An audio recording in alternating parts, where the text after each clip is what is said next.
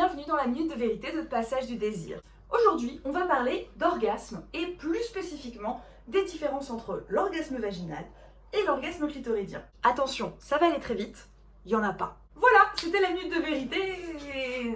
Non, quand même, je vous explique. Plus sérieusement, il n'existe pas d'orgasme vaginal versus un orgasme clitoridien.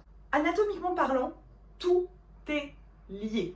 Petit rappel anatomique, le clitoris, vous allez avoir une partie en externe, qu'on appelle le gland, et ensuite une bonne dizaine de centimètres de racines qui sont à cheval sur le vagin. Quand vous stimulez le gland du clitoris, donc une stimulation externe, eh bien vous stimulez le clitoris. Mais il se trouve que quand vous allez stimuler l'entrée vaginale et la zone G, eh bien en fait vous stimulez aussi le clitoris, mais en passant par l'intérieur. Donc en fait, le clitoris, on peut le stimuler à la fois en externe ou en interne. La pénétration stimule le clitoris. Déjà, la dichotomie vaginale-clitoridien va perdre tout son sens. La deuxième chose, c'est qu'un orgasme, eh bien ma foi, c'est un orgasme. C'est-à-dire toujours le même phénomène. Un signal électrique qui va engendrer des contractions du périnée. Du coup, on n'a pas un orgasme clitoridien et un orgasme vaginal, on a l'orgasme et 1001 façons d'y arriver. Que vous stimuliez la partie externe du clitoris, l'entrée vaginale, le deep spot, ou je ne sais pas moi, les lobes d'oreille, l'orgasme sera toujours le même phénomène.